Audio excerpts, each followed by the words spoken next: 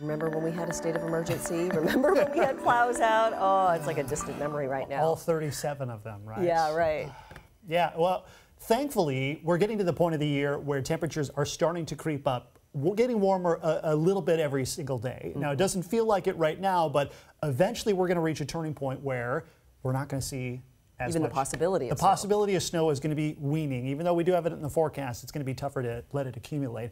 We did see a little bit of light snowfall earlier this morning. Places that were tucked in a little closer to the Cascade foothills, and those of us with a little bit of elevation did see a quick coating of snow. Inland parts of, say, southeastern King County or eastern Pierce County picked up about a dusting to an inch of fresh snowfall. The rest of us, it was just a couple of light sprinkles and a chilly morning. Temperatures are still cool at this hour, even up in Everett right now. It's still 39 degrees. Bellingham, you guys are at 38 degrees, so it's still cool. Temperatures will stay well below average likely through the remainder of the week. And this is going to be one of the coolest months we've ever seen. This is a list of the coldest months ever recorded out at SEATAC. Notice the top four are all in January. We are right now in 9th place for the coldest month in SEATAC, and we still have a couple more days left to go. I think it was, what is it, 8 or 9 days, something like that. We are seeing a little sunshine out along the coast. Westport, this camera is doing a little moving at this hour, but you can see some clearing taking place out there. Head a little bit further inland.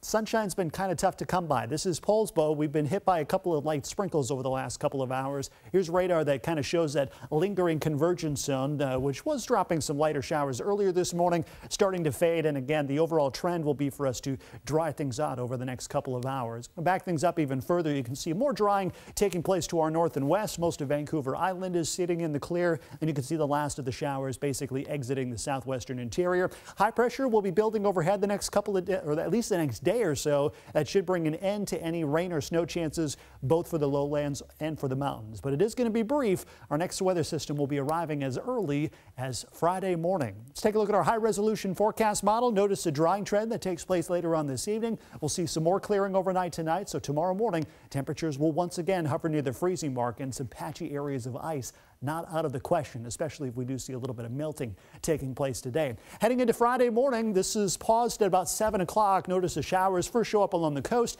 then they'll start to move into the interior. I'd say as early as mid to late morning on Friday. And with temperatures on the cooler side, this may actually start off as a rain-snow mix, but we're not expecting a whole lot of accumulation with this next system. This is your snow level forecast. Notice it's up near about 400 feet today. By Friday, maybe 500 to 700 feet or so. So those higher hillsides might see a quick dusting, maybe up to an inch of snow. But for the lowest levels, right near sea level, it's probably just going to be a chilly rain. I think our next chance of seeing some lower elevation snow accumulating, that might be on Tuesday when a warm front moves in from the south. No trouble passing over the Cascade Passes over the next day or so. We're not expecting a whole lot of additional snowfall up there. Here's your 7-day forecast. Decreasing showers today. Should be a decent second half of the afternoon. Partly sunny, a little more sunshine on Thursday, and then a chance for a little rain snow mix increasing on Friday. The chance will linger into Saturday with just a few showers expected Sunday into Monday.